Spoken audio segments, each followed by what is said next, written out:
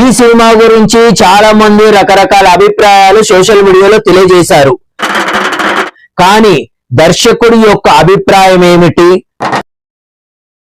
దర్శకుడు ఎటువంటి కథను ఎంచుకున్నాడు, కథను ఎలా నడిపించాడు, హీరో హీరోయిన్ పాత్రలు ఎటువంటివి, వారికి ఏవైనా సమస్యలు, ఎలాంటి సమస్యలు ఎదురొచ్చినప్పుడు ఎలా ఎదుర్కొన్నారు వాటిని, చాలా మాటల్లో చెప్పలేని భావాలను చిన్న చిన్న చర్యల వల్ల చూపించాడు. అవేమిటో తెలుసుకుందామా? హాయ్, హలో, నమస్తే, నమస్కారం. My name is Babu. Cine లవర్ని. భద్రకాళి విజయ్ ఆంటోనీ గారు నటించినటువంటి సినిమా గురించి చాలా మంది సోషల్ మీడియాలో తమ తమ అభిప్రాయాలు తెలియజేశారు. బట్ డైరెక్టర్ యొక్క అభిప్రాయం ఏమిటి, ఎటువంటి కథను ఎంచుకున్నాడు, కథను ఎలా నడిపించాడు, హీరో హీరోయిన్ పాత్రలు ఎటువంటివి, సమాజానికి ఏమైనా పనికొస్తుందా అనేటటువంటి విషయాలు ఇప్పుడు నేను చెప్పదలుచుకున్నాను. అయ్యో వచ్చిందండి నీతుల ట్యాంకరు. దేశభక్తి అంటే చాలా మంది ఏమనుకుంటారు అంటే స్వతంత్ర సమర యోధులు మాత్రమే దేశభక్తులు, అప్పట్లో దేశం కోసం పోరాడిన వాళ్ళు మాత్రమే దేశభక్తి అని చెప్పి. లేదంటే ఇంకా కొందరు ఇప్పుడైతే మాట్లాడుతుందంటే ఒక ఏమంటారు ఎంబీబీఎస్ డాక్టర్ చదివి, లాయర్ చదివి, లేదంటే ఐఏఎస్ ఐపీఎస్ చదివి దేశం కోసం సేవ చేయడము, అది దేశభక్తి అంటారు. అవన్నీ నిజమే. ఓ అబ్బో ధర్మరాజు తమ్ముడు. కానీ ప్రతి ఒక్కరు అలాంటి గొప్ప వాళ్ళు కాలేరు కదా. ప్రతి ఒక్కరిలో దేశభక్తి ఉంటుంది. దేశభక్తి ఉండి తను ఏం చేయాలి, దేశం కోసం చదివినా చదవకపోయినా కూడా దేశభక్తి అనేది నరనరాన జీర్ణించుకొని దేశం కోసం ఏమైనా చేయగలిగేటటువంటి అనేది అందరికి ఉంటది, ఉండాలి కూడా. సో అబ్బో వచ్చాడండి పెద్ద పత్తి గింజ. ఈ భద్రకాళి సినిమా స్టోరీ ఏంటంటే ఒక బ్రోకర్ యొక్క దేశభక్తి.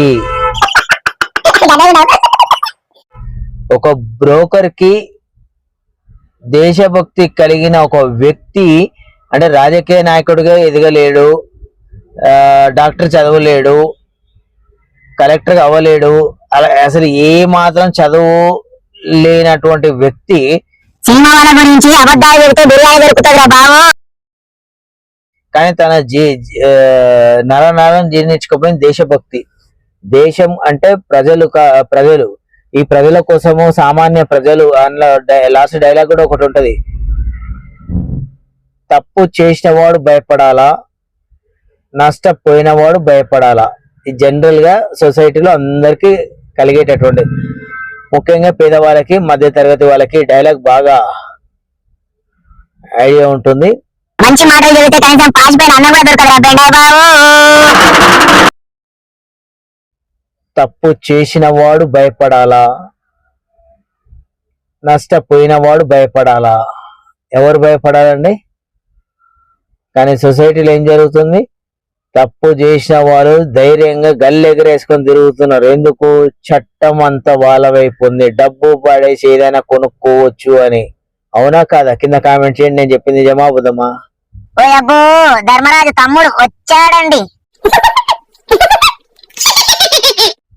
సరే, అది పక్కన పెడితే అతనికి ఉన్న ఆప్షన్ ఏంటంటే బాగా ఆలోచించి ఇవన్నీ ఏవి కాలేడు కాబట్టి బ్రోకర్ అయ్యాడు.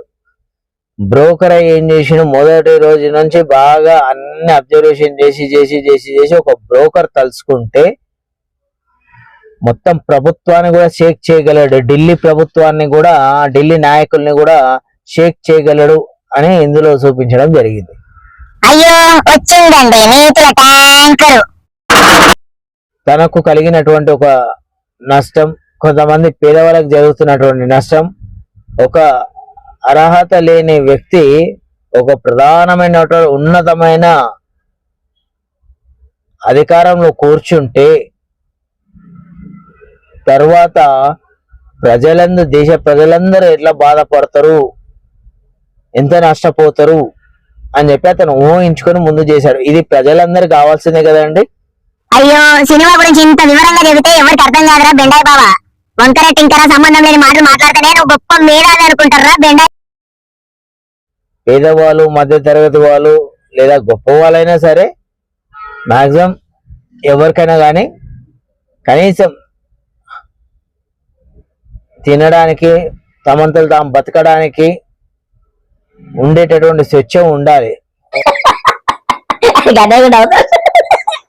ఓ పాల ప్యాకెట్ కొనాలన్నా, ఓ వాటర్ బాటిల్ కొనాలన్నా, ఒక పూట ఏదైనా బయట మనం అన్నం తినాలన్నా, ఇట్లాంటి వాటికి ఒక అర్హత లేని వాళ్ళని అత్యున్నతమైన పదవి మీద కూర్చోబెడితే అతను ఏం చేస్తాడు అనేది కూడా అతని మాటలో చెప్పడం జరిగింది.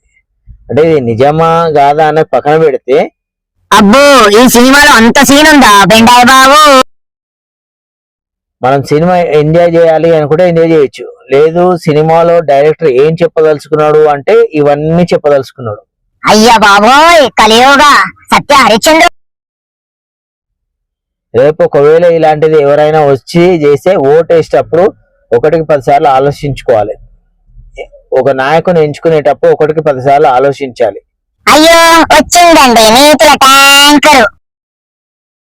సో ఇవన్నీ కూడా మనకు చాలా అద్భుతంగా, చాలా మంచిగా కళ్ళగట్టినట్టుగా చూపించారు. ఇందులో విజయ్ ఆంటోనీ గారు స్టైల్స్ చాలా బాగున్నాయండి. మరీ ఓవర్గా ఎక్కడ రియాక్ట్ అవ్వకుండా, అంటే తాను బ్రోకర్, తాను చేస్తుంది తప్పు అని తెలుసు. సినిమా వాళ్ళ గురించి సోషల్ మీడియాలో మంచిగా చెబితే ఎవరు చూడరు నీ వీడియో. నీ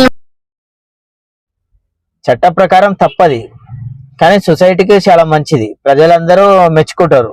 అయ్యో సినిమా గురించి ఇంత వివరంగా చెబితే ఎవరికి అర్థం కాదురా బెండాయి బావా. వంకర టింకర సంబంధం లేని మాటలు మాట్లాడితేనే నువ్వు గొప్ప మేధావి అనుకుంటారా బెండాయి.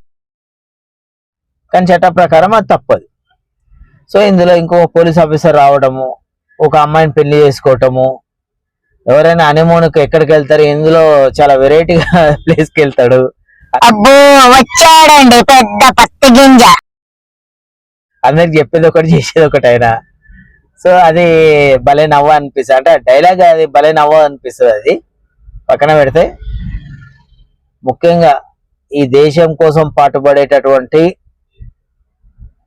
వాళ్ళు, ఒకప్పుడైతే స్వతంత్ర సమర యోధులు అంటే దేశభక్తులు వాళ్ళే కదా, ప్రతి ఒక్కరికి ఉండాలి. ఇల్లు వాకిళ్ళు బయట రోడ్లు ఊడ్చే వాళ్ళ దగ్గర నుంచి కానీ, చాలా చిన్న పని చేసే వాళ్ళ దగ్గర నుంచి కానీ, అవసరం అనుకుంటే బిచ్చం ఎత్తుకొని బతికే వాళ్ళ దగ్గర నుంచి కూడా, అత్యున్నతమ స్థానమైన అందరికి కూడా దేశభక్తి అనేది ప్రధానంగా ఉండాలి. దేశం కోసం, దేశంలో మనమే మంచి లేకపోతే మనం ఏం చేస్తామో ఏం బతుకుతాం. అయ్యో సినిమా గురించి ఇంత వివరంగా చెబితే ఎవరికి అర్థం కాదురా బెండాయి బావా. వంకర టింకర సంబంధం లేని మాటలు మాట్లాడితేనే నువ్వు గొప్ప మేధావి అనుకుంటారా బెండాయి. సో దేశభక్తి అనేది ప్రతి ఒక్కరికి అవసరమే, ప్రతి ఒక్కరికి ఖచ్చితంగా ఉండాలి, ఉంటది కూడా. ఇందులో డైరెక్టర్ అది చూపించారు. మరి మీరేమనుకుంటారో కింద మీ అభిప్రాయం తెలియజేయాల్సింది కోరుతున్నాం. Thank you. మా బెండాయి బాబా నిజం చెప్తున్నా అబద్ధం చెప్తుండో కింద కామెంట్ చేయండి ప్లీజ్. Thank you.